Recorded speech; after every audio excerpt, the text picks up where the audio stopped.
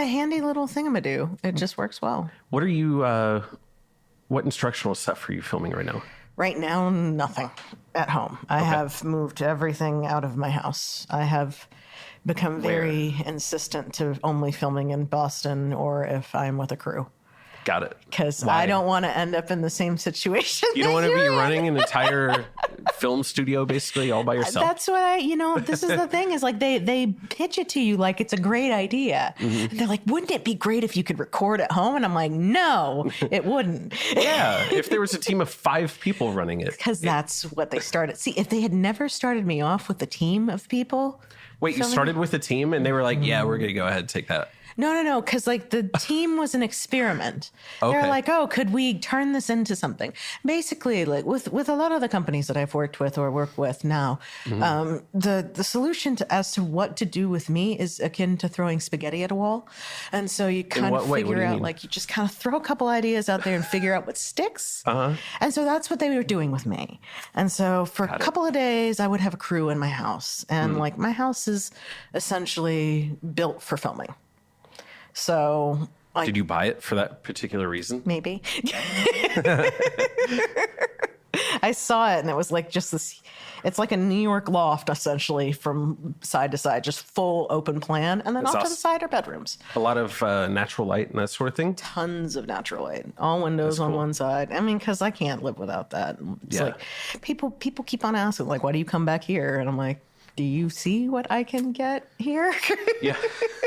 Why are you in Lexington? I'm like, why aren't you in Lexington? I mean, that is an interesting question. I mean, Lexington, we're a decent sized city, but, we're not Boston, we're not LA, we're not New York, some of the more traditional kind of places where you would be filming. So what is it about coming back here that keeps you here? Well, I was born besides here. The house. I was born here. I am a Lexington native. Where were you born? I was born the St. Joe's on Harrodsburg Road when I was a Central Baptist. Oh, okay. Yeah. Got it.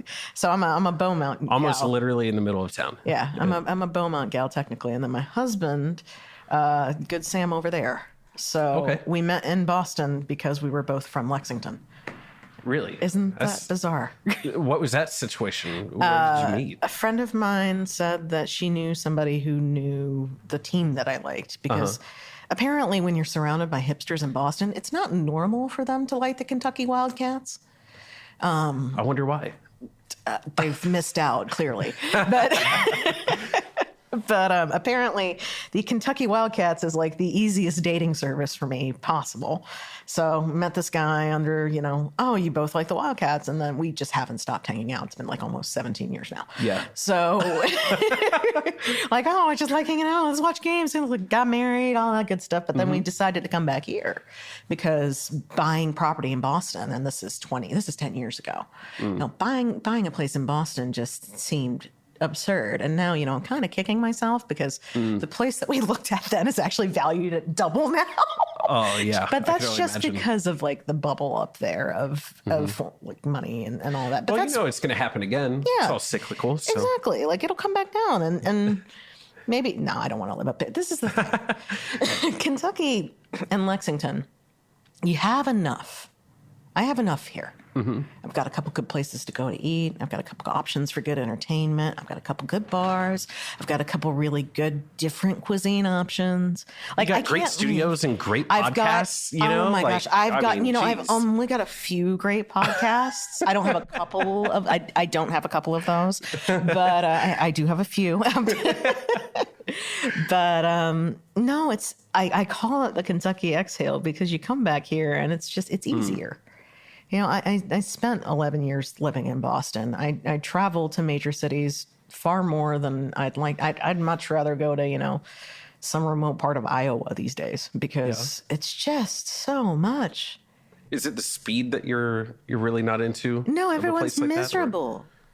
It's not just the speed, but it's like at least here, if something's going wacky, you can take like a 10, 15-minute drive out to Old Frankfurt Pike, go get some ice cream at like Wallace Station, and then go for a country drive and reset your brain.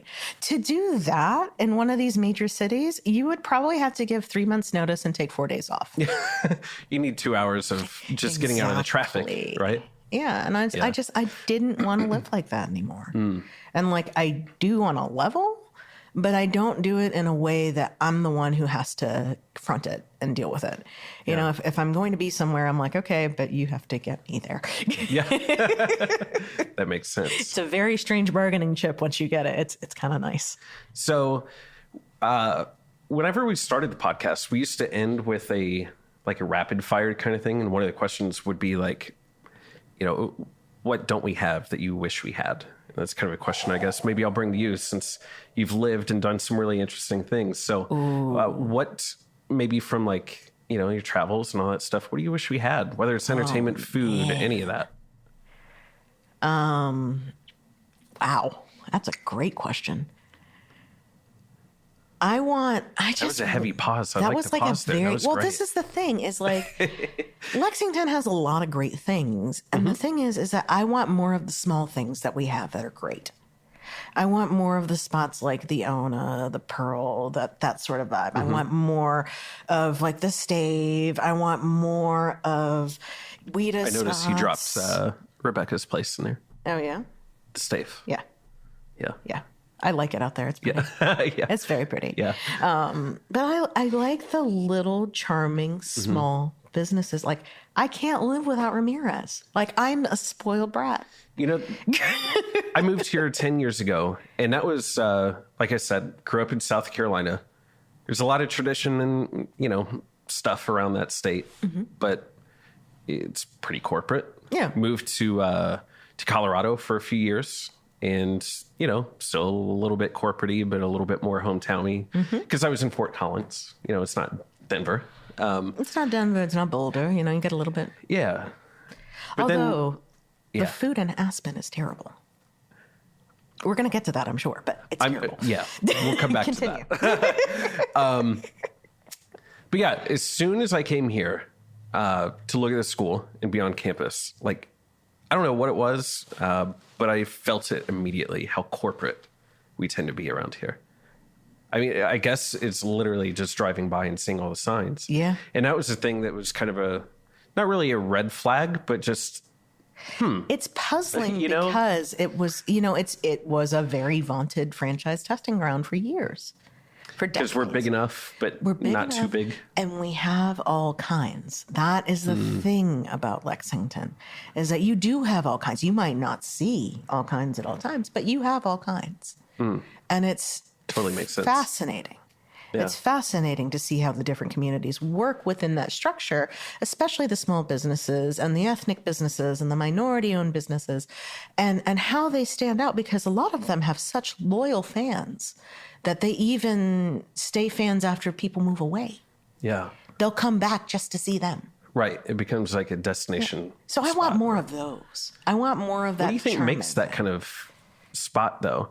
And maybe I'll kind of weed that into another question and kind of make them the same, which is, seems like a lot of places open and very quickly close. Yes. So maybe we can tie those. I'm very nervous about that these days. Well, and maybe we can tie those two things together. Like, what is it that gives a place staying power and that makes it a place people actually want to go? The people that have stayed open and have stayed relevant in the past 10 years are the ones who have both adapted and cultivated. I think that they've made a point of cultivating their base, cultivating their fans. And how do you do that? Like, what does that mean? Whether it's good service, whether it's really good food, whether it's really great experiences. I think a lot of our small businesses here provide that in a way that you can't get at something that's corporate owned, that you can't get if it's not, you know, if it doesn't have that local touch. That's why we have places like Crank and Boom that are doing really, really well and being able to be distributed countrywide, nationwide. Yeah. But it still has that Lexington charm to it, does it not? Oh, yeah. No, it totally does. See? But, you know... It can keep that. Tal is a really interesting case study, I think, because she's so great. She's a trip. I adore her.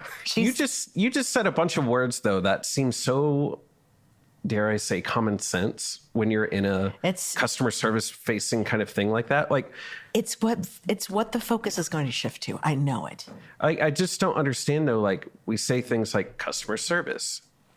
if you're a restaurant, food people want to eat. Like, duh. Like, you know, but at the same time, it doesn't seem like common sense at the same time that people, it's almost like you go to a restaurant sometimes and you're like, do they even try their food? No, they don't. Like, how is that a thing? How is that a thing? That don't. It baffles me. And it is the difference between like having the actual desire to do what you're doing and how it shows. Like I always tell people that you can taste intention in food. Because people can see, people can feel when you actually feel like putting something on a plate, when you're proud of something on a plate, it's got to be good. Mm-hmm. And so there are places here that they don't put out stuff that they're not proud of.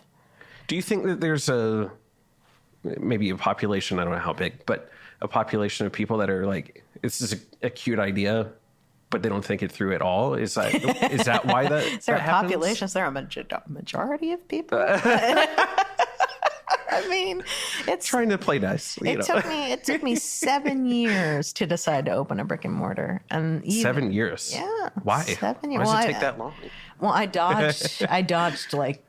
actually dodged 7 of them. My gosh. Yeah, a lot of people who probably watch your podcast aren't too pleased with me because I've probably been like, nope. But that's the thing is like, I have been so bullish on the right fit. And to be able to be me and to be able to bring my business and to be able to, you know, bring what makes my business, mm-hmm. I'm the only one in the world, man. Like there's nobody else doing Sri Lankan and Southern cuisine. I've checked. Yeah. It would take so much pressure off of me.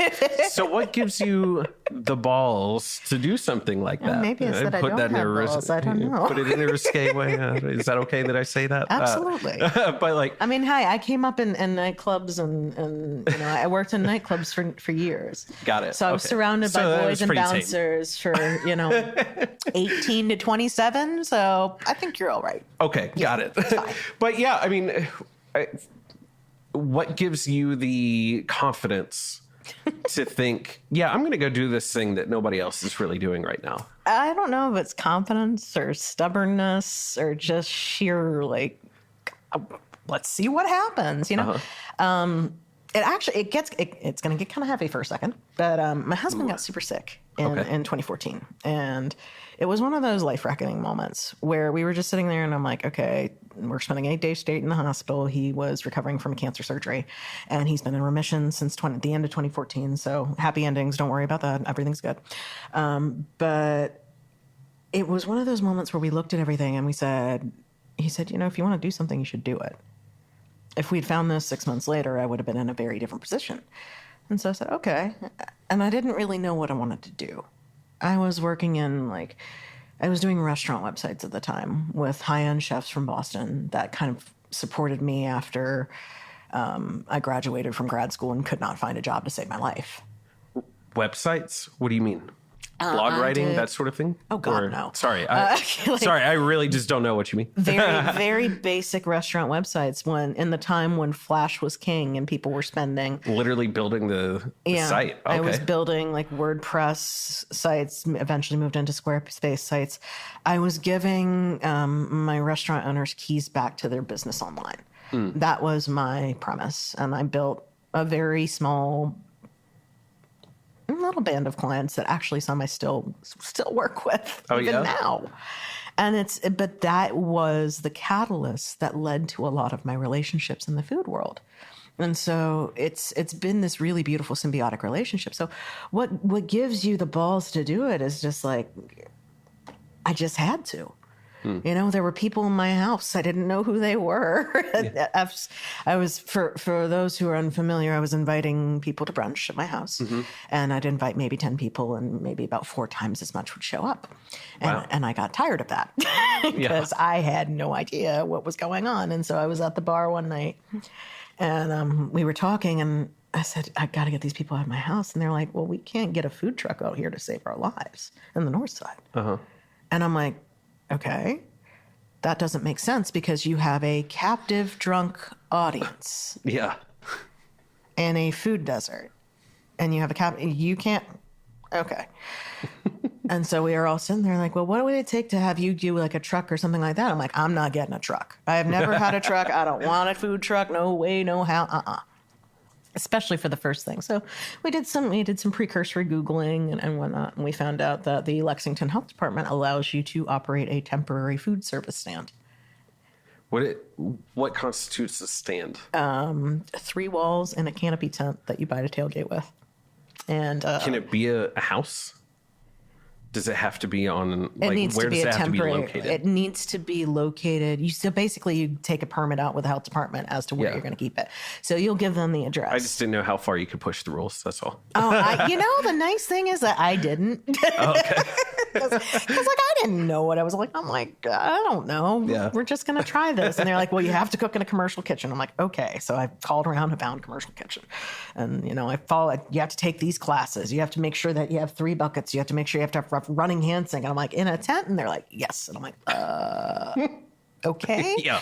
And so, I took the little handbook and I basically just I checked off things off the list. And I've never looked at any of this as daunting. I think that's what it is. I don't think it takes any balls to do what I'm doing because I'm just moving along the list. I'm checking it off. I'm getting it done because I know that ultimately I know what my goal is. I know what I want to do. Mm-hmm. And I know that I'm not there yet.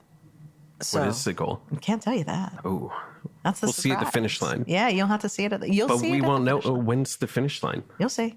Okay. All right. I'm excited to see. And I am too. So whenever you decide that you're going to put these 2 cuisines together, like how do you decide that that's the direction to go and do something that no one else is doing and put yourself out there like that versus let's do something safe? I thought that this was going to be 2 things of the tent and then I'd be done. This is, in April of 2016. Mm-hmm. I thought I'd set up the tent once and then a bunch of friends would come by, pat me on the head and say, oh my gosh, you did great. And then the second time we set up, there'd be nobody and be like, okay, I did it. It's done. Let's go. And then the second time we sold out and I said, okay, by the 4th time, it'll be done. 4th time we sold out, I said, oh God, we've really done something, haven't we? And then I was like, you know what? I hate making, at the time I was working for a company on the side because I'm very good at project managing offshore teams. Who knew? I didn't know that. And so I was project managing offshore teams for Magento builds in web. And I was just like, this sucks.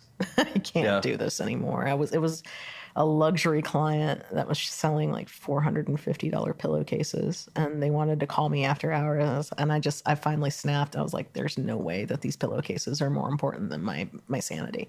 Yeah. There's absolutely no way. And I said, okay, we're going to try this and we're going to see if it makes money and we're going to figure it out. Yeah. And it was, the things that you don't think of with a temporary food business, it's like, how are you going to dispose of all the fryer oil that you use if you don't have a restaurant and you don't have an oil disposal and you don't have a commissary that's regular? How are you going to do that?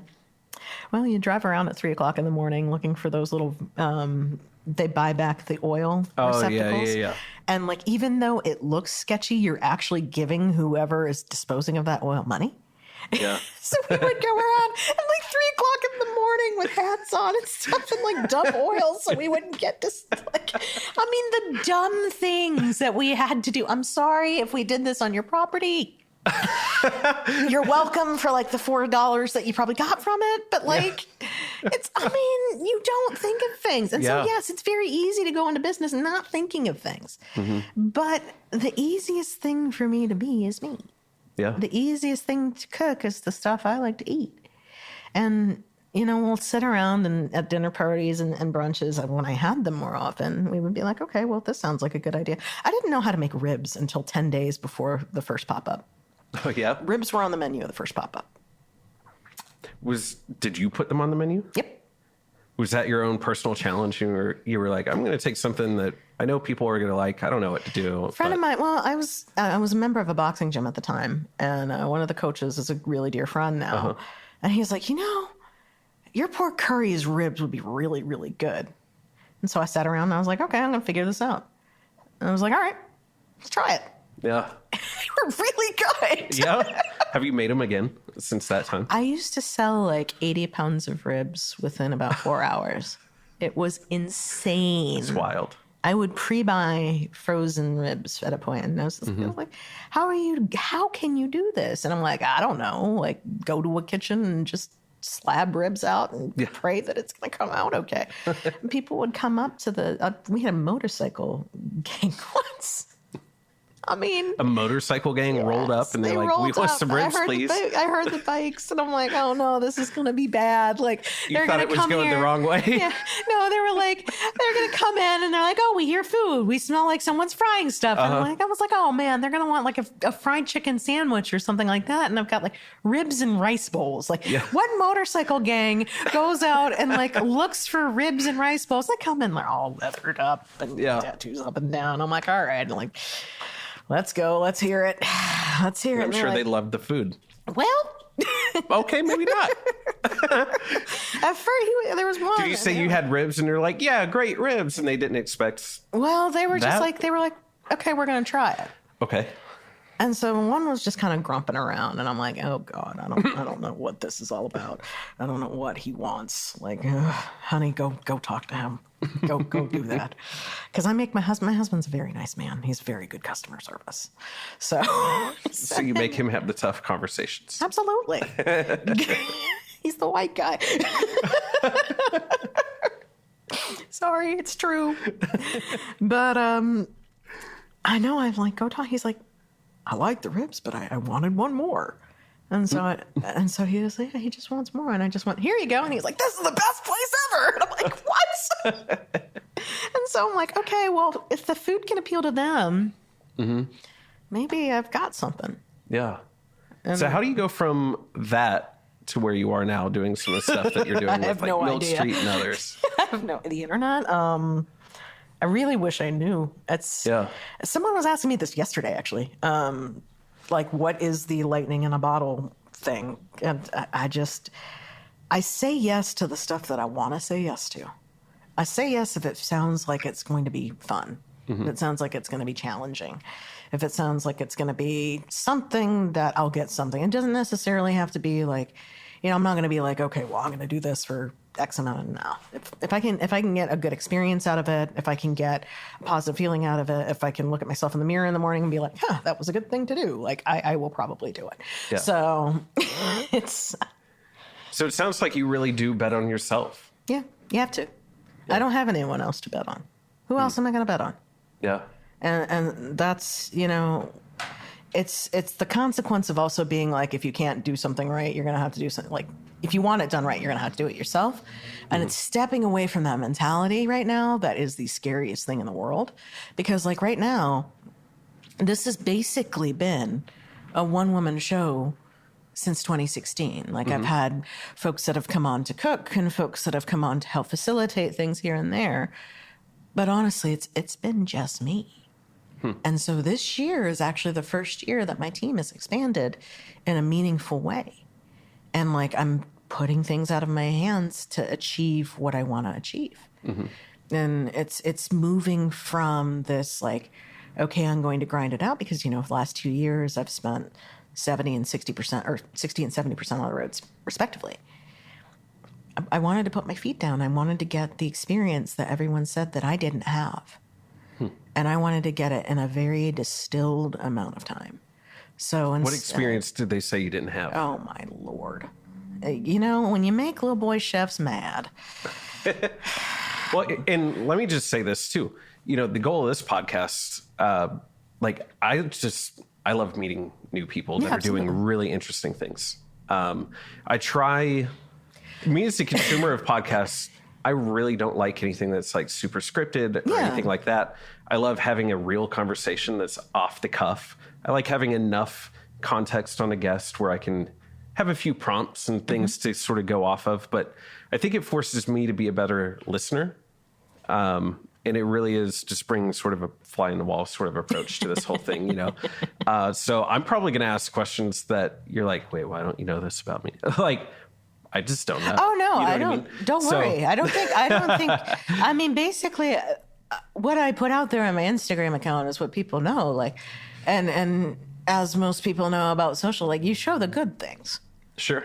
You know, this hasn't been easy, not by like, I think to a lot of people, it looks like I just kind of fell in.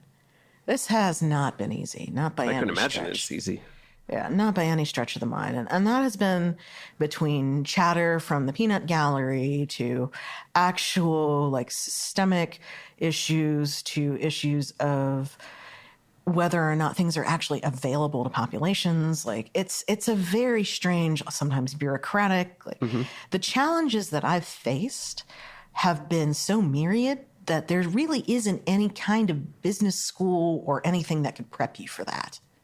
There was absolutely no substitute for someone, you know, basically going and saying, you know, she doesn't know what she's doing. So that I would essentially have to prove myself everywhere I went because now I don't have anything to prove. I proved everything that, oh, she doesn't know how to cook. Well, I mean, all your idols think I know how to cook and they've seen me cook. Why would that even be a conversation? Why would somebody say that? Nobody. That anybody, not just you, but like, why would that be a comment? It's everywhere because you know why? There is a belief that a rising tide raises all ships. There is. But inevitably, you're going to come across people along your journeys that have a hole in their boat. And no matter how hard you try, whether you're trying to rehab or befriend or be kind or open doors for whatever, you can't bail everybody out. And you can't live looking in the rear view. And once I abandoned those two things, the world opened up. Got it? Excuse me. Where's that water? Yeah, let's sip break. Oh, man. What? So it sounds like there were numerous challenges. I'm curious, maybe like the biggest challenge that you would say that you had to overcome? Oh boy. Or maybe it's a handful of equal. It's the same challenge. There's that gatekeeping mentality, and I look at the gate, and then I look around the gate, and there's a hole in the wall. So I just go through the hole in the wall, and it's when people can't realize that I go through these things because I saw the path that made it easier, so I did it. And if you're looking at this gate and you're like, this is the only way to get in, you're going to miss so many opportunities to get in. What are some of the more traditional gates that you're between cooking for underneath? I mean, right now, you look at like the menu and the bear and the brigade system on display and basically the bad side of restaurants, you know, the abusive side of restaurants, the negative side of restaurants. And I've had both the good fortune and misfortune of having to spend extensive time in different kitchens constantly. And when you go from a kitchen to a kitchen week to week, you can see how the captain's attitude affects the entire ship. And a lot of those boats are mutinous. And you can see why. So you pick up tips on what to be and what not to be. Out of the past 6.5 years of doing mobile pop-ups and doing mobile restaurant takeovers and stuff, only 2, maybe 3 places haven't had excessive turnover. And that's... Why is that so rampant? It's because people don't feel valued. It's because people aren't valued. Ultimately, that's the reckoning that we're seeing now in the restaurant industry is that everyone's saying, oh, there are no people, we can't hire. And that is partially a consequence of the times and what we've gone through. But I'm also seeing that places that have always valued their people have not had any issue retaining them. Nationwide. Again, I say it feels like common sense as a business owner, you know, regardless if you're in retail, restaurants, common sense anything. isn't common. Like, yeah, that's very true. Yeah, common sense is not common. Like, what would you say would be, you know, something that you can actually say to an employee that makes them feel valued? Like, what are some of the things that restaurateurs can actually do to flip that script and actually fix that? So typically when I'm in a kitchen scenario, I'm doing a takeover and I'm there 2 or 3 days in advance. The first day is kind of getting bearings and getting to know everybody and getting to know who you're working with. Mm-hmm. And 9 times out of 10, who you're working with is either one of the lower level prep cooks or somebody who's genuinely excited about what you're doing. And in either of those situations, you have a chance to teach something, to impart something, to give them something of value that they can take and use as their own. Whether it's a recipe, a technique, a skill, mm-hmm. a common sensism, like it's little things. And so I remember there was one chef that I was working with who's now actually an executive chef, but he was just starting on the salad station. Mm-hmm. And his task was to pipe deviled eggs. And he had never piped deviled eggs before. So I walked him through a couple on that first day of service. And then that night, I learned that he had gone home and watched videos on how to pipe deviled eggs so that the next day he would feel more comfortable about it.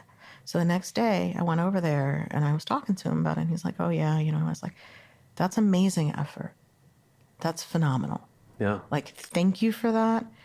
When your gratitude and your honesty is on display, people take that in. It's. I think it's what Will Guidara was saying recently. It's like people can get twice the benefit in half the time if you are engaged with them. And that's the creation of that relationship, the creation of that skill exchange is what's important to creating an actual viable symbiosis between two people. And so I invest into the people that invest in me, whether it's investing their time, investing their effort. I want to invest in them in a way that is fulfilling to them, whether that is through praise, whether that is through pay, whether that is through recognition, whether that is through sheer promotion of duties and tasks. Mm-hmm. You know, you have to value people no matter what they do. I'd say that the most important people in these places are dishwashers. And that is typically the most underpaid and overlooked. But I can see kitchens completely fall apart without a dishwasher. How many people value their dishwashers? You know how many places I saw with a dishwasher that stayed 2 in the country? 2. That's it. Well, you give me just a second. I'm going to break there for a second. There's a train. I'm like, no, it's not even that. I'm looking at me and I'm frozen for some reason. I've never seen that happen in my life. It's like, I don't know what's going on. Oh. I'll take it back up there in just a second. What are we doing here? Ain't no thing. You're good. All right. That seemed like it reset it. So, as I figured it would. Good. Cool. We're back, yeah. I think. And I'll cut it in a way nobody will even know. Yeah, I mean, I totally agree. You talk about like sort of the entry level. I would imagine that's an entry level situation. I mean, I took an entry-level situation when I was trying to learn. I was a $10 an hour prep cook cutting vegetables for meal prep because, you don't have kitchen experience. Okay, well, let me go get some kitchen experience. Yeah. Oh, well, you don't have the skills to work with so-and-so. I'm like, well, let me go work with so-and-so. Yeah, I don't think people appreciate the idea of, like, just being in the room. Yeah. Just being in the room. Like, if I could be in the room with, I don't know, Mark Cuban or somebody of that particular stature, mm-hmm. you know, and I would totally for free be like the coffee guy, you know, like some BS little job like that, because I just want to be in the room to hear the conversation. I don't want people working for free. I don't want people working for free ever. I don't believe in it. I think it's terrible. I think it teaches people to undervalue themselves. That's why I just like whenever I hear people are like, oh, I want to come, you should like take on a stage. And I'm like, to figure out how I run this thing? Like, no way. Like I would probably have to pay them more than I pay myself because it's a circus. Yeah. But, you know, I'm like, don't pay somebody to do their work for free and brag about it. Do something that develops you. Mm-hmm. What it looks like to me when that happens is I'm sure that it's a prestigious place and all that, but you could have learned just as much with feet to the concrete in a smaller business. You know, you could learn from somebody who is up and coming. You can put your dues in with somebody who is willing to do the work with you, as opposed to take your work and benefit. I'm really like, and this has been like the craziest thing is like, what do you think that you can operate your business? And they're like, I want to be able to pay people. I want to offer benefits. I want to recruit my management the way that I saw in the white collar world people were recruited. I want to value people like that. Mm-hmm. And they weren't even giving a tangible good. These folks that I will have, ideally, will be able to carry my vision. That's tangible to me. So I want to invest in that. Yeah. Yeah. I don't understand that idea of disrespecting the lower level employee, like a dishwasher or something of that nature. It's like the entire machine has to either work or it doesn't work. There's no real gray area in there. People will find out about my prior to my restaurant background, and they'll be like, "You're hanging out in the dish pit?" And I said, "Yeah, I learned more on the dish pit than I do anywhere else in the kitchen on the first day." Yeah. I have a master's from an Ivy League. I don't tout it. I don't whip it out. I whipped it out at a resume here when I was looking for a job about 10 years back. And they were like, had to, right? Yeah, because I had to. And they were like, "Oh, yeah, you probably shouldn't whip that out here." And I'm like, "Okay." Didn't know you were intimidated. Got it. Oh. Were you just overqualified? Was that the whole point? Yeah. Okay. Yeah. Something I didn't know about you was the whole web development component. Like, where did that interest come from? And what did you study in school? Undergrad, I was marketing, advertising, PR. Okay. Grad, I was management and marketing management. So how do you get to Magento and, all the other stuff? Necessity. I graduated from grad school in 2010 at the height of the recession. And jobs in that price range of, post-marketing master's degree from fancy school were not plentiful. There were PhDs serving coffee in my town. I was in Boston. It's not listen, like... I could go off on this same thing. Yeah. I will in a moment. PhDs serving coffee. It's like, I don't want to... I need a job. And so I was doing like little odd things here and there. And I had worked at an interactive agency. So I understood the accounts process of how to take somebody on, how to go through the process of actually creating a digital entity with them. And I happened to be dating a web engineer who I'm now married to. But and so I said, babe, I got to figure something out. Like I had at one point, I think it was in between mid-2010 and mid-2011, I went on roughly 300 interviews. I made it to 2 offers. Neither offer panned out. Like, that's what the environment... That's a crazy conversion rate.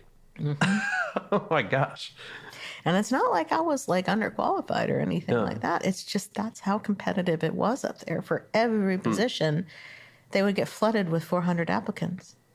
And that's the thing. It's like everyone's insecurities in those structures are on display too. Yeah. And so you see, oh, this is coming up. And then someone says, oh, well, she might, they'll use things that aren't legal to even push you aside. Like, oh, well, she just got married. She might want to have a baby soon. Yeah. Makes me so mad. Yeah. But they missed out, ultimately. For a long time, I didn't think that. For a long time, I beat myself up. Nobody wanted this. Nobody wanted to deal with it. And then I looked at what I created. Mm-hmm. I read the newspaper, and I saw that 2 of the most decorated new restaurateurs in Boston hated their website. I know how to make a website. I know how to basically edit a website. Yeah. Huh. So I read the article, and I said, okay, I'm going to reach out. So I went over to trusty Twitter. And I sent him a DM. And what year was this about? 2010. Okay. Yeah, 2010. See, people are just now figuring out that this is how relationships are built online. Yeah. It's funny you were doing this.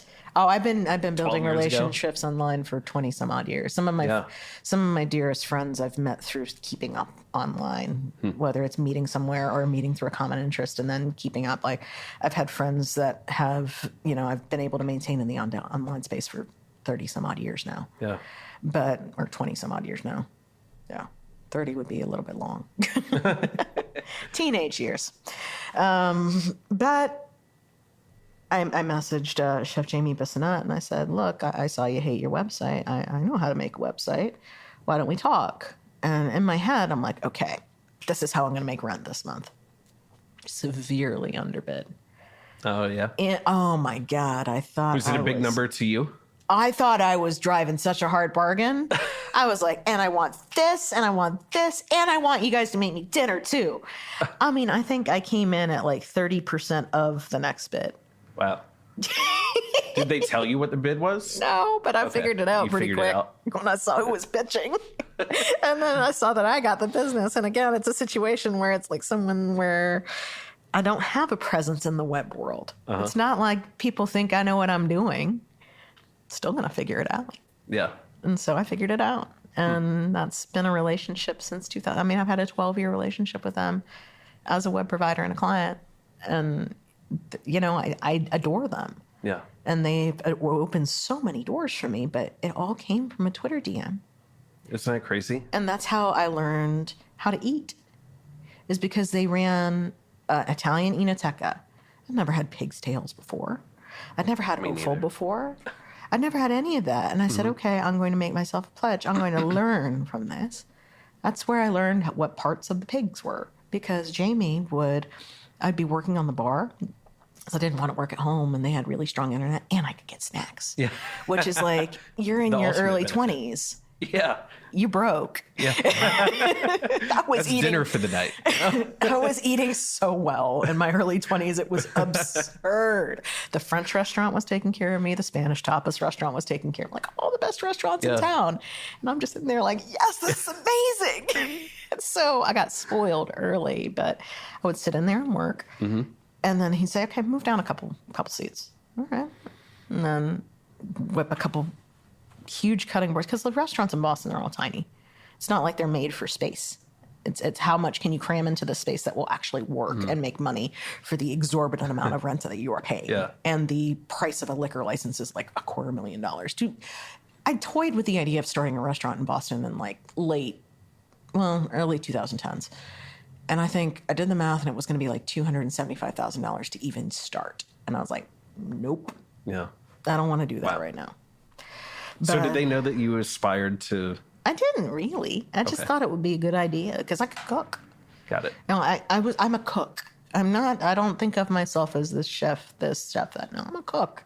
I can cook well. I can take things and put them together, and it can generally come out all right. I'm going to ask a silly question. What's the definition and difference between a cook and a chef? Technically, the chef is the one who is in charge. Okay. I have been a solo human for this whole time, and even when I'm going over teams and stuff like that, I'm learning from them too. Mm-hmm.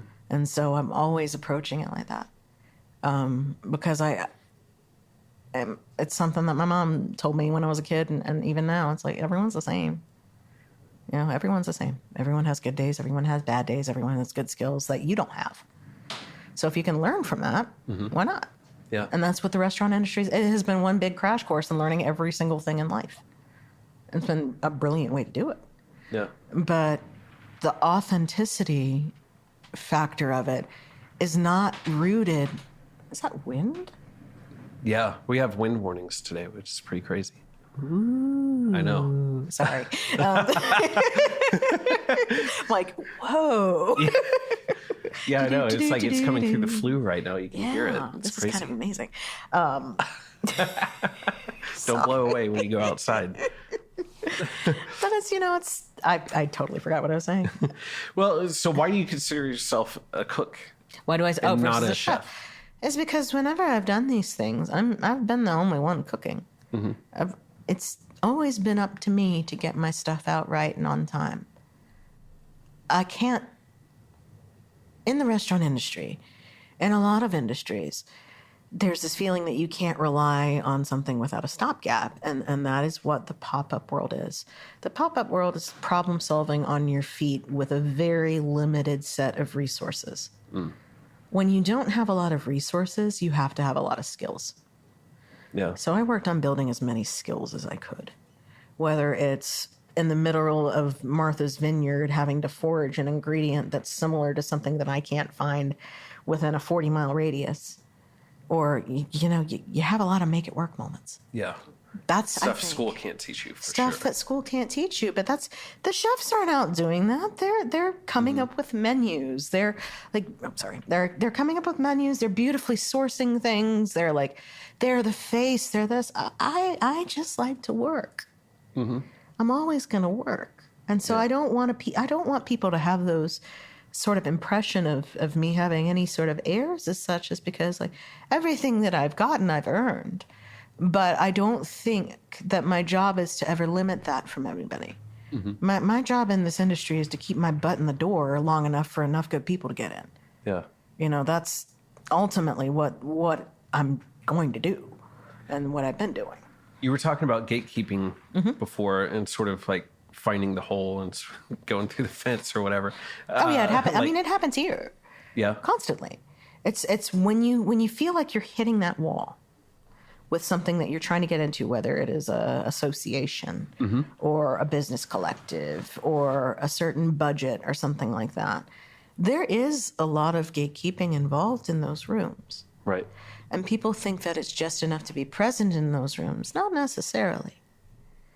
And so you kind of have to look at everything that makes up what you want and conquer it individually, if that makes sense. It sounds very noble, but it's really, again, it is all just making a list and checking it off. Yeah.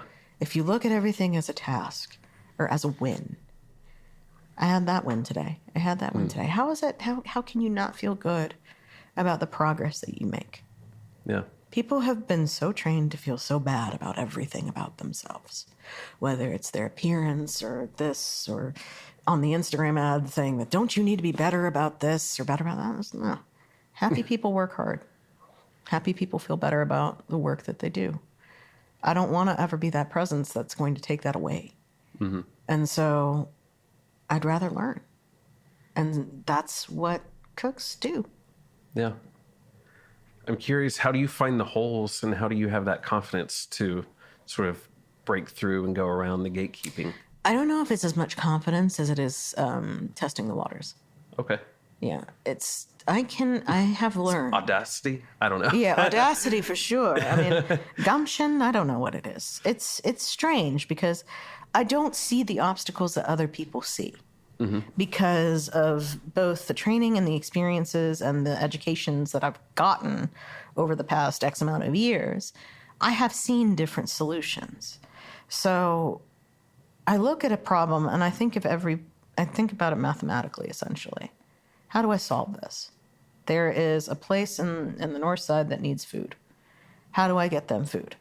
Okay, well, I need to do this, and this, and this. Well, that all looks pretty manageable. You know, I'm not doing heart surgery. I'm not saving lives. I'm just making food. I'm making food and I'm trying to make things a little bit better than how I found them. That's it. Yeah. That's the goal. Leave things a little bit better than you found them. Learn a lot. I'm good. So if I'm satisfied in that, I'm not going to carry this sort of negative aspirational feeling because I've got something.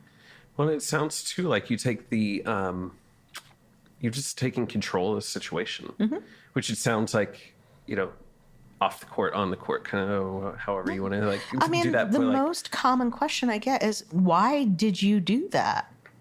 Why are you going to do this way? Like I was talking to somebody about payment structures yesterday. I was going to ask what context. Yeah. Someone was like, okay, so do you think that you can do that? I said, yeah. I said, why? I'm like, who's going to tell me no? Who's going to tell me no? It's my business. Yeah. I'm allowed to make the rules here. Nobody can make obviously there are laws and whatnot that you have to stick to. I get that. But yeah, but still at the end of the day. At the end of the day. Be very creative. You got to answer to yourself. Josh McCurran actually sat there this time yesterday. He was a councilman for 2 terms in the 2nd district. And that's one of the things that we didn't use that language, I don't think, but I think that's basically what we talked about was just being creative in problem solving. Like, I'm a problem solver. That's all I am. I'm not a chef. That's all I heard when you talked about being in the middle of Martha's Vineyard and there's some problem with an ingredient or something's missing. Solve it. Yeah. There's no excuses in a kitchen. There are no excuses in a kitchen. You're still going to have a hungry diner. You're still going to have somebody who paid to come to your dinner. And what are you going to do? Say, oh, sorry, didn't quite work out that way. No. Yeah. We don't have mint today. Sorry. We don't have mint today. I can't serve my dish. Yeah. Nobody's going to tolerate that. So I'm sure there are people that would do that, though. there are. I see it all They're the time. so particular, right? I've seen it. I've seen it constantly. But there are also the people who just make it happen. And those are my people. They aren't, they have a variance of skills, educations, backgrounds, whatever. But I want to be around people who make things happen for themselves, for their loved ones, for their goals, for their visions. Where do you think that came from for you? Where did that confidence and the problem solving, the audacity to go and lean into yourself? Is new. The confidence is a new thing. That is a byproduct of therapy. Okay. Go get therapy. You need it. Everybody needs it. It's amazing what having somebody who is completely impartial and not involved in your daily life, getting that perspective is important. Perspective is a lot of it. Because I can see what I have access to. And it's the confidence factor of it is not that I know that I can do it. A confidence factor is that I know that I want to do it. And my parents didn't come halfway around this world for me to be a disappointment, as far as I'm concerned, too.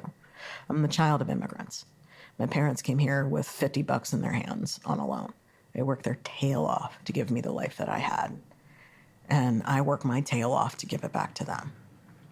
Did you actively think of it that way? Like, I'm going to give this, I'm going to give back to them in terms of I'm going to be successful in my eyes and in theirs. I thought about that in a different way in my 20s, in that, like, I felt obligated to do it. You did? Yeah, I felt obligated. Because, when somebody puts so much effort into you, as the South Asian community really does put a lot of effort into their children, into making sure that they excel, making sure that they have the tools to be the most successful doctor, lawyer, accountant, or engineer that they could be. Only those four, nothing else. It's changed. It's changed. I know that it's changed. And my parents weren't like that. They very begrudgingly accepted that I did not want to be a doctor. Very begrudgingly accepted that I did not want to be a doctor. Where does that come from in the culture to push kids towards? To push towards, well, a lot of the folks who got to come over to the States in the 70s came over because they were doctors, because there was a search for medical professionals in underserved areas. And the underserved areas were largely the American South, smaller neighborhoods in like Michigan and such like that have created really vibrant immigrant communities around them. And your parents, where did they end up?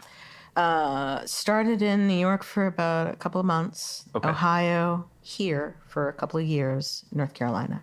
And then I brought them back here. Gastonia, that area? Gastonia actually has a decent-sized Sri Lankan population, or had. Now most of them are in Charlotte, Ballantyne, because everyone has done well. Yeah. Our parents have put us into this position to do well.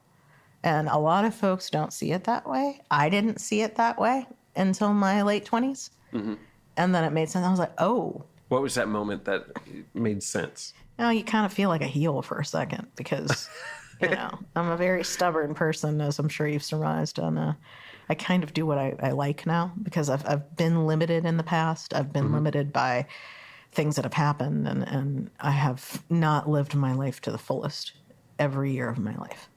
And that I don't think as much as a regret as it is a lesson. And that my parents didn't put all this effort into me for me not to use it. It's a tool. And yes, it was a lot. It is a lot. It's not for the faint of heart. Being raised in a way that really forces you to think about, I need to perform. I can't look at my life that way. But when I look at it as, I need to give back, I can do anything. What other ways do you try to give back? I like to feed people a lot, whether it's through organizations or community dinners. I usually try to do a community dinner in Eastern Kentucky when I can with a King Kitchen, or I'll drive. A lot of my efforts these days have been driving funds because I kind of treat myself as an air traffic controller. Because they're saying, oh, where should this go? Where should this go? I'm like, well, Joe Kwan from the Avett Brothers, really big in the food world. Just a great dude. Absolutely loves food. Fantastic musician. he was doing a passion project called Car Fit, where he was doing workouts with people remotely, which was huge during the pandemic, but also while he was on the road because it was tough to get a really strong workout schedule. So they were going to do a benefit for something. And they said, what tornadoes wise and Eastern Kentucky wise, what would you recommend? I said, why don't you go to the King Kitchen? Because I know that they can use every single dollar. I know that $2 can go so much further there than it can with a much larger organization. And so I look at the organizations like that, where a little bit of effort or a little bit of help. Emma's Torch. Every year I go up and I work with a class of 5 refugees to teach them kitchen skills, to teach them life skills, to work with them, to learn from them. I mean, this year I had so many talented, like a young lady who was from Ukraine who had just gotten to the States 3 months before, fleeing for her life. And we're sitting in the morning and we're making coconut roti together, just talking. And it's with that specific organization, it's an ability for me to help people achieve an identity that isn't traumatic. They aren't known as refugees. They're known as really badass kitchen workers because they can work with a number of cuisines. They can work hard. They have the skills. So I'm going to support that until my legs fall off. Yeah. What lessons have you learned for those people? Be humble, because everything can fall down. Don't try to force yourself into things that you can't do. I had one gentleman who was an Afghani journalist. And one day he said, I just don't want to start over in the food world. I said, I get that. Not a lot of people do. It's not really a great world to start over in when you're not in your early 20s. I mean, part of the reason that I can do what I do now is because I'm not in my early 20s. I can say yes to things because I have the experience, the ability, the backing. But I can't force myself to be something that I'm not. And that was a very important lesson at the time, because I just gotten into this situation where I'm back from LA and going back and forth and meeting with TV people. And I'd just done, like last year, I think the episode of Be Bobby Flay that I did aired. And there's a lot of questions that come with that when you go into that TV side of things. And you can be a character or you could be yourself. And I've chosen to be myself. But some people will say, you have to be that character to be successful. And I'm sitting here talking to this Afghani journalist saying, I don't think that I want to be what people want me to be, but I like being this. And I'm happy with this. When it's gotten you this far. If it's gotten me this far. Yeah. If working hard and being kind has gotten me this far, I'm not going to change it.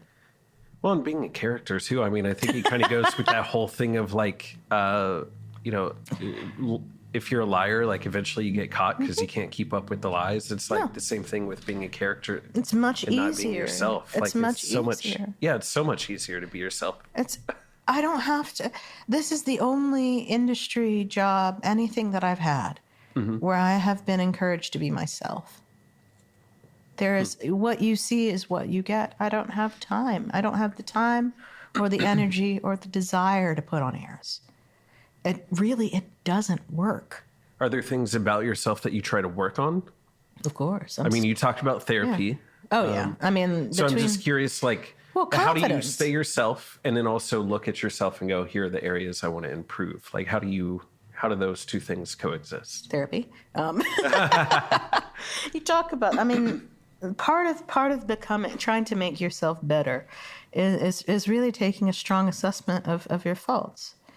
Whether it's your impatience, whether it's your stubbornness. I am very, very, I'm good at calming myself down, but when I get mad, it's not cute. It's horrible. And so I've worked on tamping that down, and not in a way that I'm bottling anger, and just in a way that I handle it better.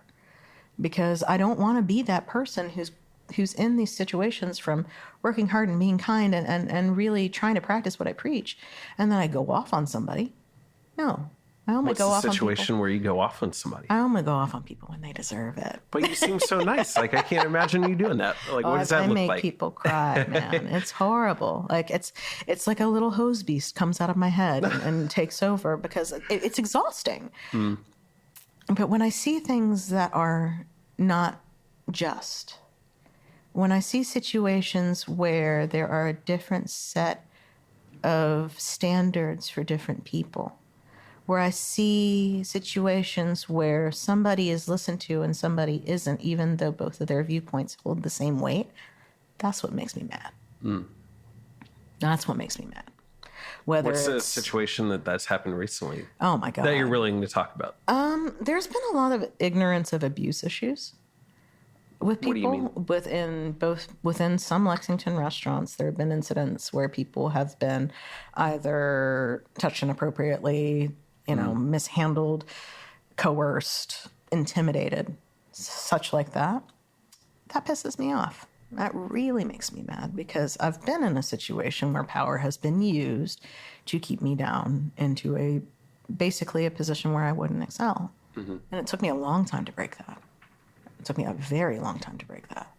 And once I did, it felt like I was working with both hands instead of one hand tied behind my back.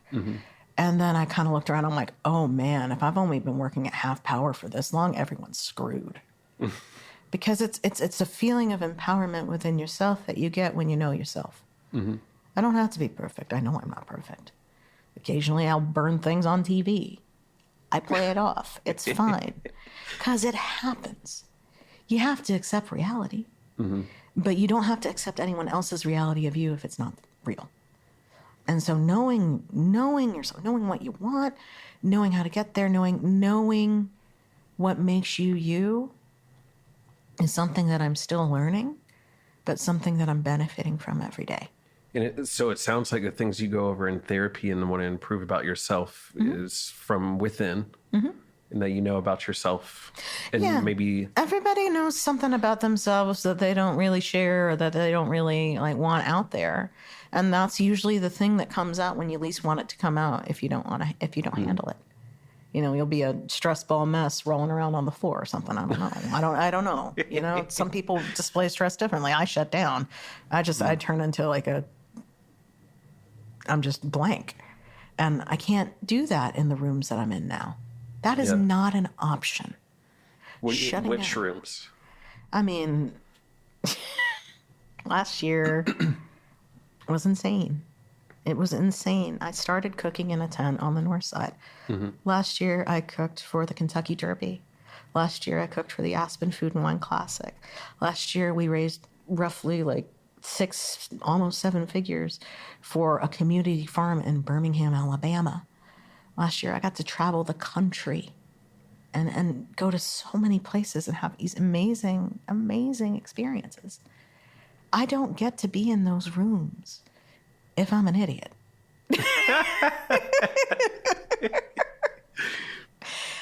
I had to learn that because for the longest time, we're conditioned, especially as women and especially as minorities, we're conditioned that we're meeting a quotient.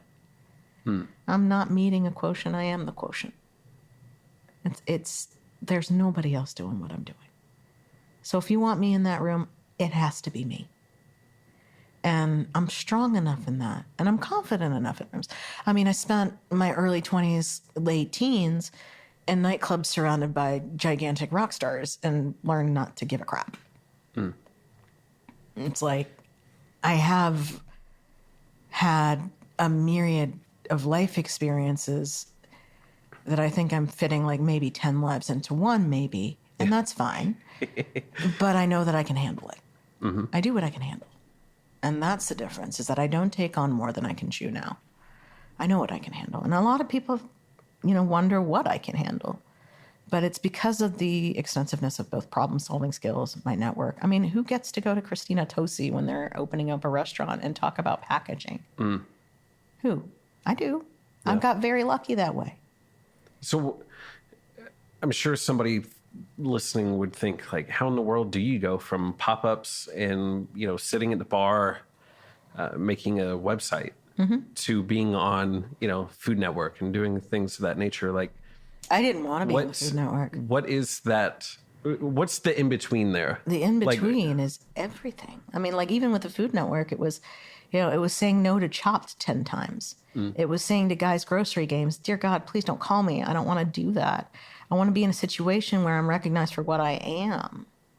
Bobby Flay was willing to recognize that I was doing Sri Lankan and Southern cuisine. So I'll ask delicately, and maybe you don't want to ask or talk about it, but like, what was it about those other programs that you felt wasn't going to let you do that? I got outvoted for Beat Bobby Flay. I actually did not want to do Beat Bobby Flay. And then when I did it, I was really glad I did.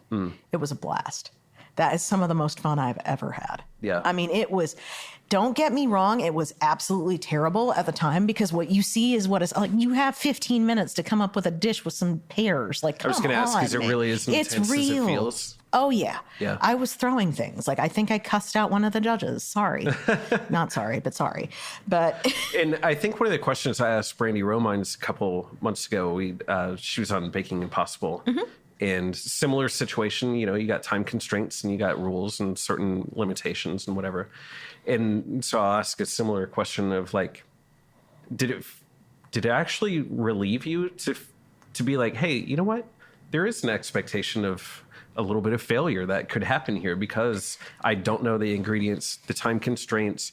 I don't have to actually be as perfect on this particular kind of technique that I'm trying to deploy because we all understand and appreciate the difficulty of what's happening here. Did that actually give you relief or did it actually make it more stressful? You remember what I said about perspective?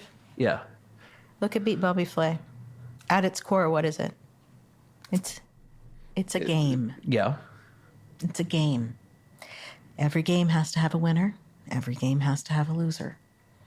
If you're going to lose, you might as well be gracious about it because the person who won had the best tools at the time. And it's actually somebody that I knew from my time in Boston, which was bizarre. Like, I knew of. Yeah. He worked at one of the restaurants that I was working with. And he was a really nice guy. But, like, we spent roughly 5 hours getting to know each other before we filmed. Because you get there at 5 and then you go in and get mic'd up. And it's, you know, as you know, this whole TV thing is a process. Yeah. You know, that running in thing, I think we filmed that like 6 times. It's not uncommon for multiple takes to happen, but like all the instantaneous stuff, that was all real time. You couldn't redo that. Right.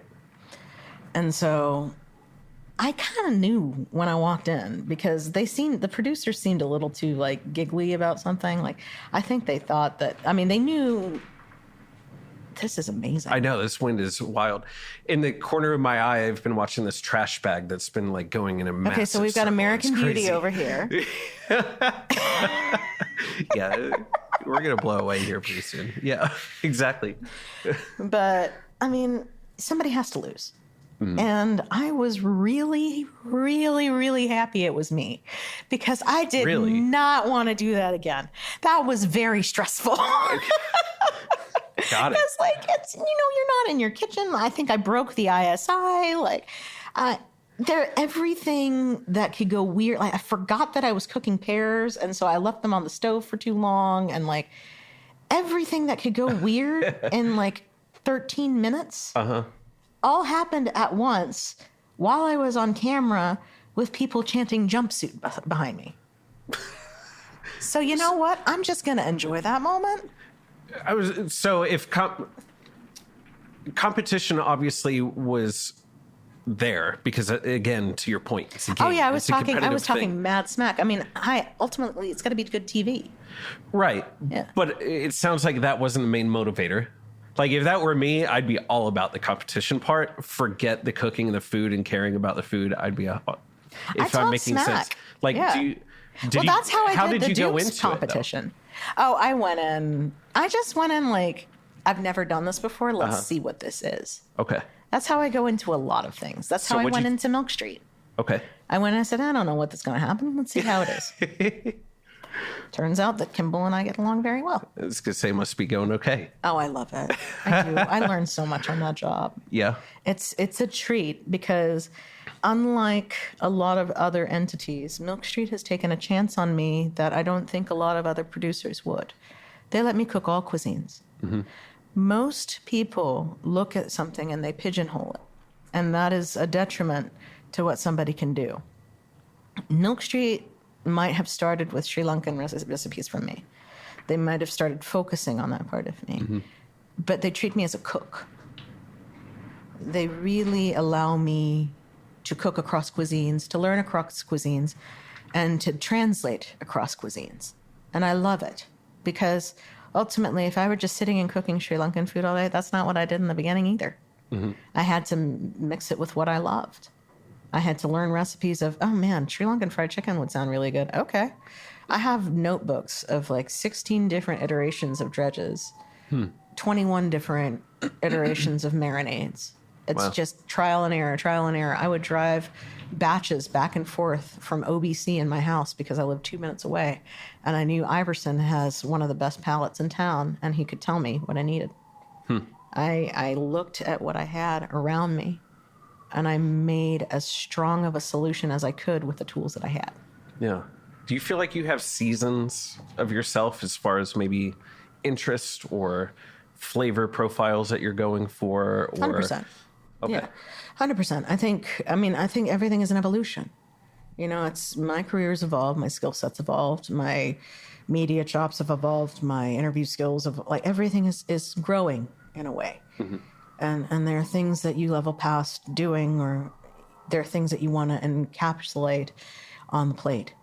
You know, in Aspen, I introduced the world's first miniature Sri Lankan hopper.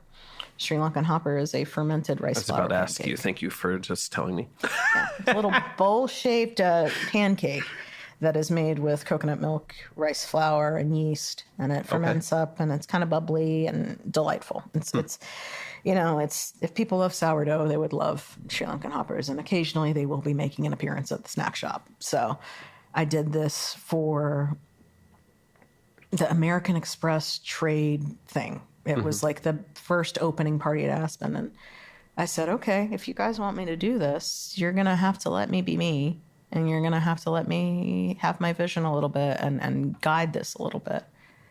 Nobody in the food world is apparently saying those things, and they let me. And we had a fabulous party. It was amazing. So most people are saying, tell me what you want.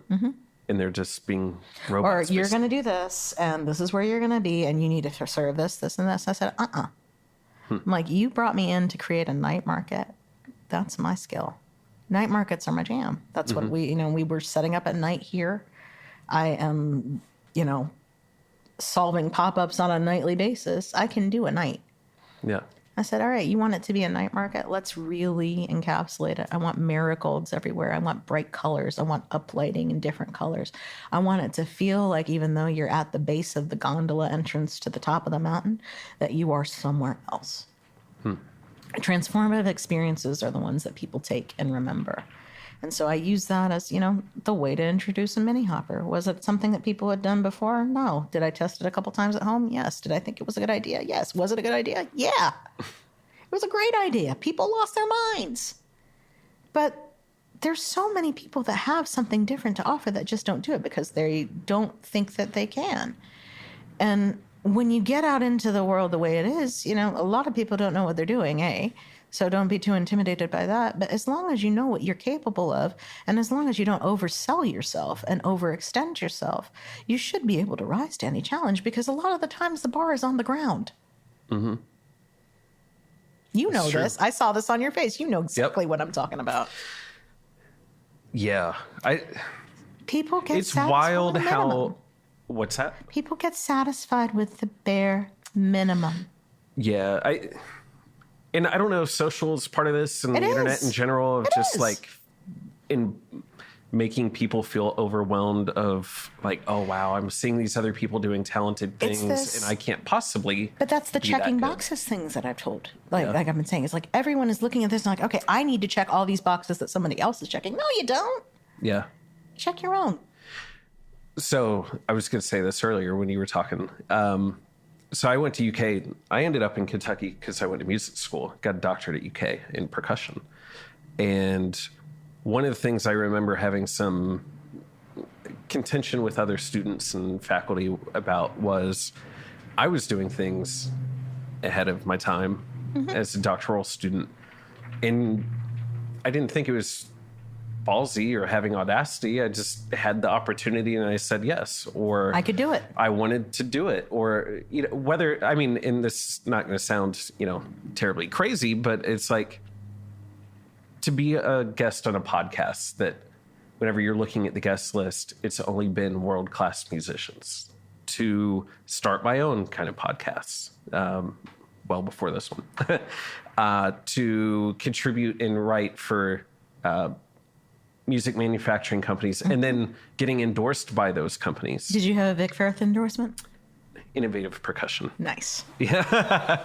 No, I Vic. did work at a Guitar Center for a long time. Yeah. Long time ago. So they fell into a trap, not to go down that rabbit hole, but they fell in a trap of doing these educational endorser deals where basically everybody that teaches percussion would get, like, if you reached out and said, hey, I want to be an endorser of your product, they would say yes. They ended up with like thousands of people on this list, to the point where there are no like consumers. They're all on the guest list or on the endorser list. They all get the 20% off that your final user was supposed to take. Yeah, exactly. So they, I believe it was them. Yeah, they ended up booting almost everybody off the program. I'm not surprised. Because they have to. Anyway, that's a I whole still have some thing. Vic Firth peppermills, though. Oh, yeah? Yeah. I saw those in a cooking shop once. So I was like, that's an interesting thing. I don't know. Yeah, they liquidated them. They were like that big. And so now I have like 2 gigantic peppermills. Do you use them on a regular basis? I will. In the new space, I will. Yeah? Mm-hmm. Okay. Yeah. I got to come see that. Oh, yeah. That's it. New space is going to be very interesting once people kind of figure it out. I'm definitely, I'm still keeping the location a little under wraps until I don't get the keys until March. Okay. And so, where is it in? It's in Lexington. Okay. Yeah. Cool. It's in Lexington. It was a situation that I could not refuse. I've been working with a realtor for years because actually in 2020, I put an offer in on the building where Lucy's Red Light used to be. I'm not familiar. Where's that? Corner of Limestone and Loudon, catty corner from Gray Line Station. Mm-hmm. And like that went a ways. Like we were going back and forth and stuff. And I'm stubborn, as I'm known as. I'm stubborn, and whether it's $400 or $5,000 or something, if I say something's my number, I'm not giving you a false number. I'm telling you, like I am upfront. Like this is what I can do. Mm-hmm. I can't do this, and then they try to negotiate a little more, and then I walked away. And it's been situations like that where I've had to walk away from something that looked like it was made for me. It's tough. Yeah, I mean, I walked away from a restaurant project that I helped build that, I was told for 4 years, you're going to get a restaurant out of this. We're going to do this here. This is it's going to be. And then eventually I figured out that I was going to be the one driving the bus. And I was going to be the one driving the bus in a way that wasn't as equitable to me as I felt that it should be. So was I betting on myself? I guess. But I was betting more so on the fact that I knew from prior experiences, from experiences around me, that I would not be a valued part of that equation.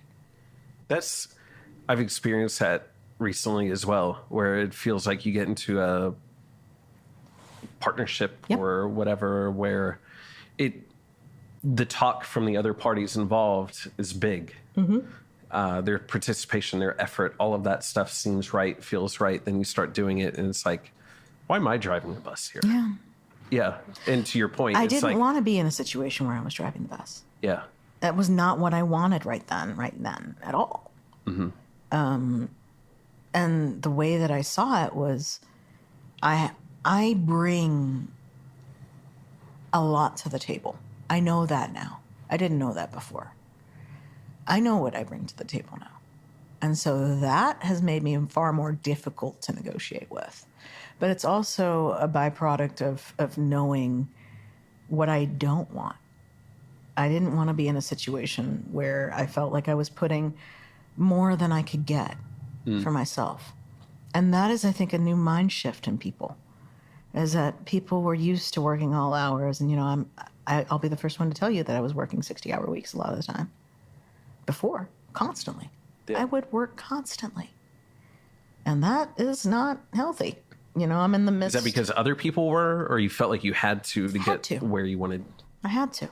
There's no time. I have to do this by now. I need to be doing this. I need to be doing that. I didn't know what I was going to be doing for something, but I knew I had to be doing something. And so did the activity just make you feel like you were being successful just because you were doing things? I wasn't fulfilled, though. Yeah. I wasn't fulfilled at all. I was making a paycheck. I was making good money. You know, I had a great job for a while there.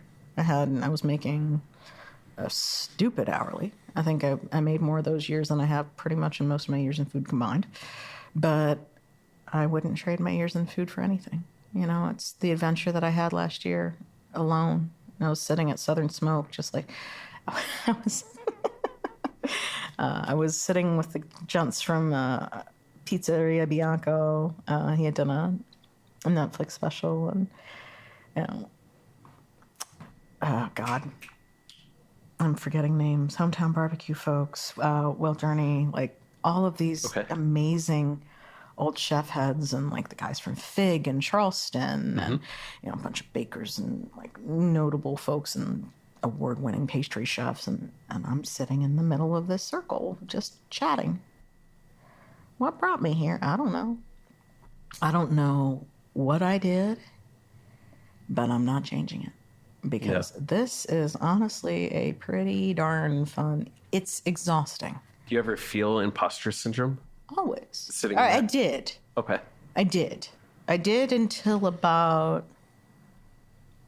I had a few reckonings. You know, I'm turning 40 this year, so I think a lot of that has to do with that as well.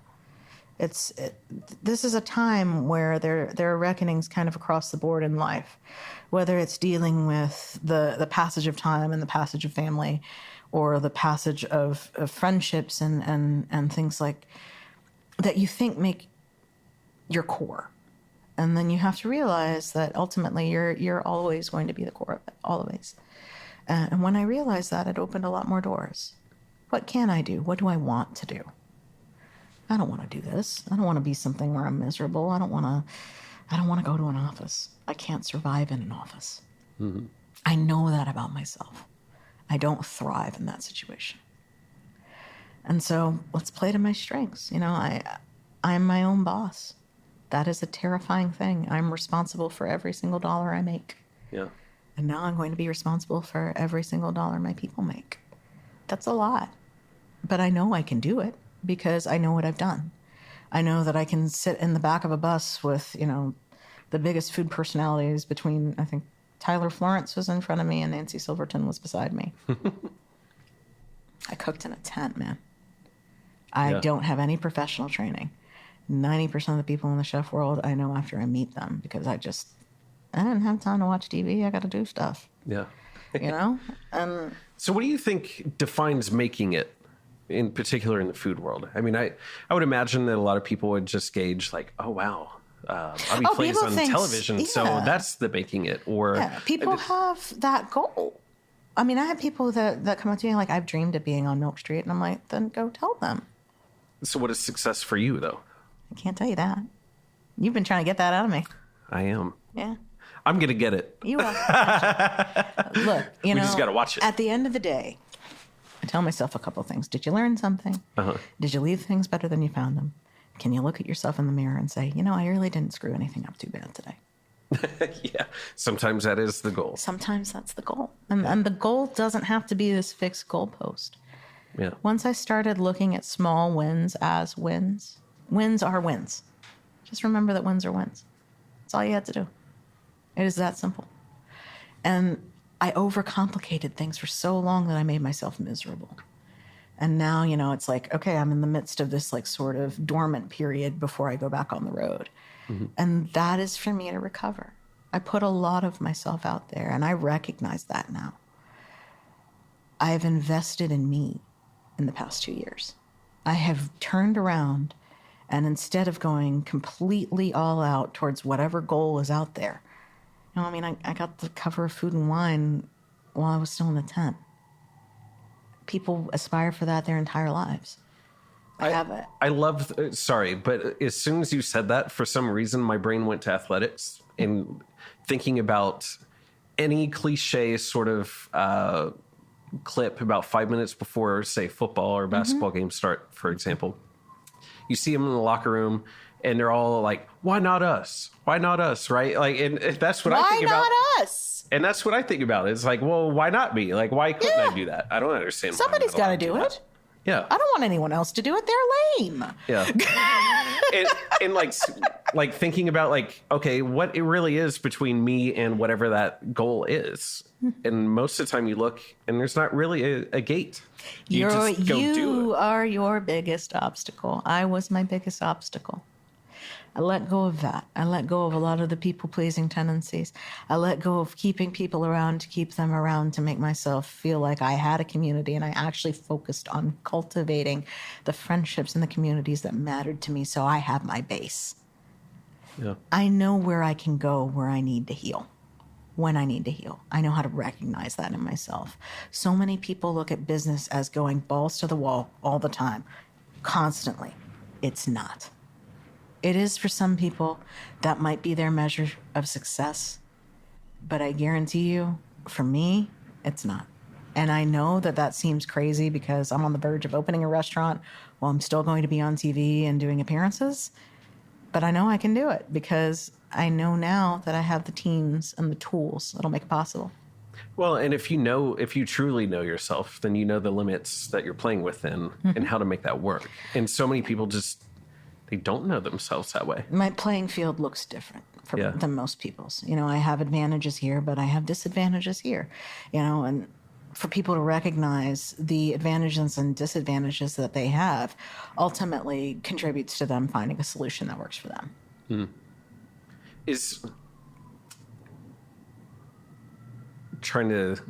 I'll just ask the question, Go ahead. not tiptoe around it. So don't tiptoe with me. I will not tiptoe with you. Do not tiptoe with me.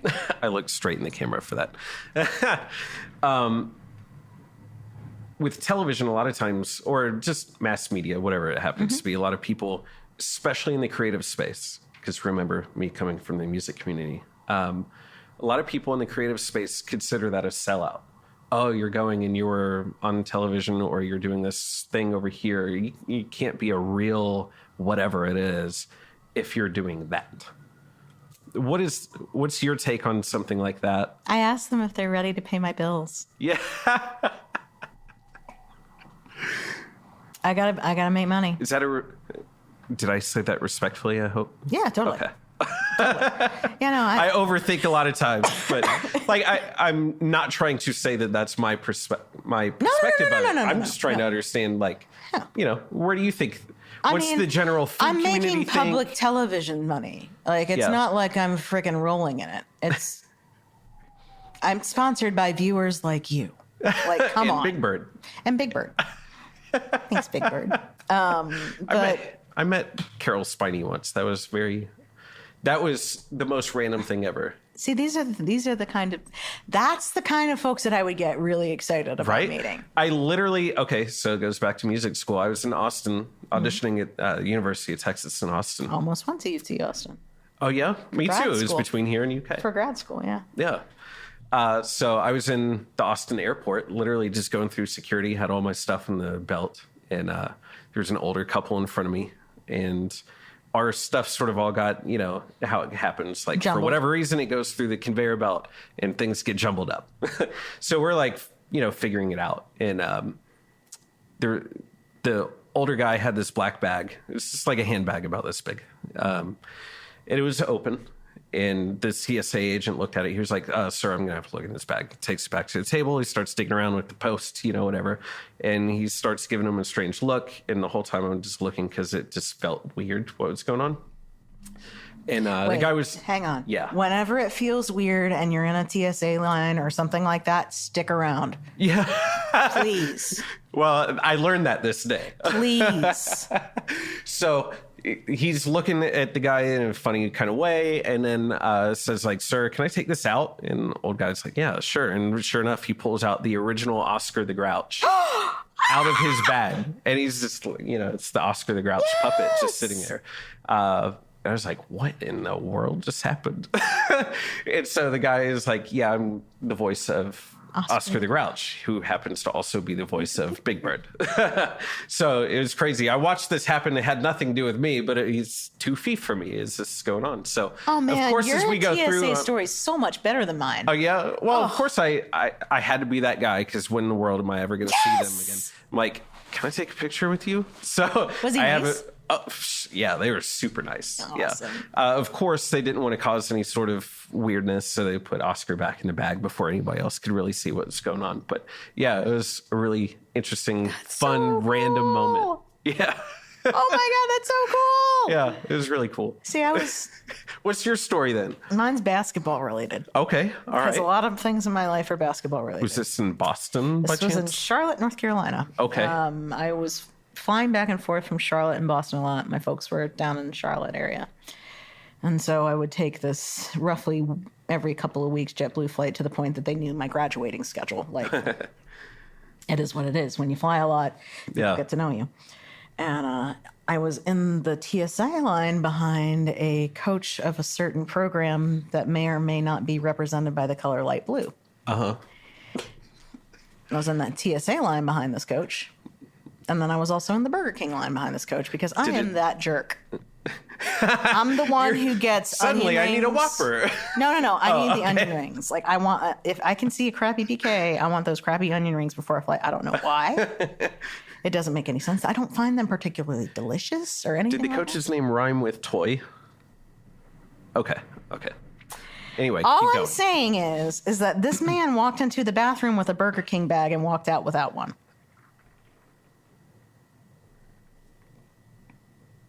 My coach doesn't eat Burger King on the toilet. Yuck. My coach doesn't leave his. What did Burger he King order? I think it was like some sort of cheeseburger or Whopper. I didn't want to encroach on his space. I don't think there's a single item on any restaurant menu ever that makes sense to ever take into a restroom. I don't think that's really. We're on the same page. Okay. All right. Mm-hmm. Yeah. Yuck. Mm-hmm. That's nasty. And so that has been. Is there a chance that he put it in his bag? I'm sure, but he didn't walk out with a bag of Burger King in his hand. So you know what? Yuck. You walk in with a bag of, because like he happened to decide to go to the restroom near my gate, which I have a lot of questions about this. Number one, if you were making millions of dollars as a college basketball coach, why the hell are you not in the lounge? Yeah. Maybe he's just frugal. The bathrooms are cleaner. School probably paid for it. Probably. But like the Burger King folks are freaking out. And then my I question is, why is that not in your contract? But yeah, anyway, I'm like, yeah, really. I'm like, why didn't you write that in, bro? Yeah. And so, Star Lounge. Actually, the editor of Food and Wine is a huge UNC fan. Did you tell this person this story? Oh, I've been tormenting him now. And what was the reaction? Because this is the gatekeeper discussion. I don't look at him as a gatekeeper. I look at him as an adversary. Oh, yeah. I'm not afraid of people. And so, when March comes around, I'm hitting him up to talk trash. Because I am, at my core, I am a diehard Kentucky Wildcats fan. So I guess I have to ask the question, how do you feel about this particular season? Are you going to talk as much smack? Yeah. I think they can do it. Honestly, Yeah. I think that if these guys get their legs under them and play together, it's going to take a lot. But like the other night when they were playing Tennessee, I was like, I know that they can win this. I know that they can win this. They know that they can win this. It's, you know what you can do. It's like that moment where I know I can do this. Why am I not doing this? Yeah. Why not me? Yeah. And so they need to. All goes back to They that. need to get that why not me going, and I think they could be great. I really do. How do you think you tap into something like that? Whether, it's basketball or cooking or music or video production. Like, how do you, as a human being, how do you tap into that reset of and reframing in your brain?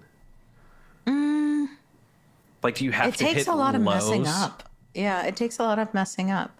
I mean, like right now, it's been ups and downs. Like we've had a massive amount of deaths in our extended family, and it's been a down Sorry period. to hear that. Yeah, it's awful. It's people go through so much that we don't know about, and like we're going through it right now. But ultimately, like I know that there are ebbs and flows just from the experiences that I've had. If something isn't great, it's gonna have to get better.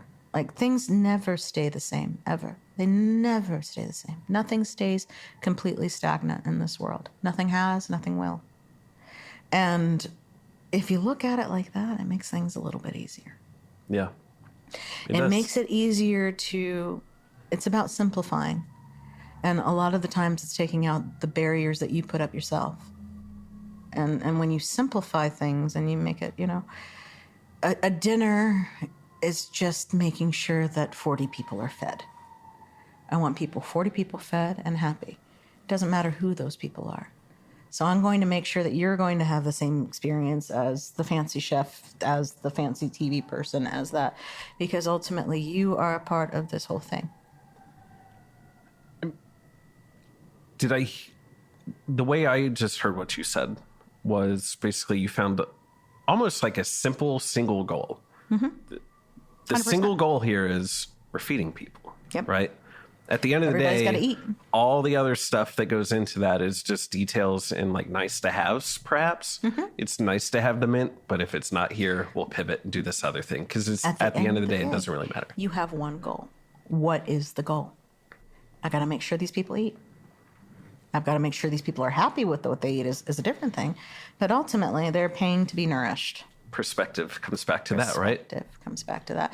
I'm not, I'm never going to be Noma. I'm never going to be Rene Redzepi. I'm not going to, I don't know these names. I'm sorry. The Danish restaurant that's closing that kind of has people freaking out about fine dining and the future of fine dining and all that. Fine dining is a place. I've not heard this conversation. It's hilarious if you're me. So one place closes and the whole world crumbles? Essentially, that's what they're making it sound like. And I'm like, no. Okay. He's basically doing the exact same thing that I'm doing. He's making a lab. I'm making a lab. Are you giving away your secret? Nope. Okay. Damn. No. I've been doing this. You can't get me. I'm not the hardest interview you've ever had. Oh my gosh. Let me just say that first of all, I really appreciate all the insight and the conversation. This has been delightful. Well, I appreciate that. Yeah. And thank you for taking the time to come down. Thank you for having me. The breadth of what we've covered from Whoppers in the bathroom, from it still grosses me out. Please do me one favor in your life, and please make sure this makes the edit. All right. Oh, I'm not cutting anything out. Okay. All right. Make sure this makes some sort of edit here. Oh, yeah. Please, in your life, if you're faced with a moment of, do I eat the burger in the bathroom or do I not eat the burger in the bathroom? Please don't eat the burger in the bathroom. Just don't do it. It's gross. Let me write this down. No burgers in the bathroom. Don't eat the burger in the bathroom. Over the trash can, totally fine. 2 a.m. over the sink, all for it. Don't eat the burger in the Charlotte airport bathroom. Please. Thank you. This has been a PSA brought to you by viewers like you. I am brought to you by viewers like you. Yeah. Oh, Public television dollars. Woo! Yeah. I can't sell out because my bank account doesn't match. Yeah. Like, how am I selling out? Have you Your seen career is a donation to viewers like you. Exactly. Oh, like, do you see how much legwork I'm putting into this? I am underpaid. But you know what? It's worth it. I don't have any regrets. Sounds like you're happy. Yeah. Pretty happy. That's what it matters. I'm pretty pleased. I am nervous as hell about opening up a snack shop down the road, but I think it's going to be something fun. Awesome. I think it's going to be something good for Lexington. Will you come back and talk about it? Yeah. Cool. I think so. This has been pretty nice. Okay, good. I really appreciate it. Thank you so much.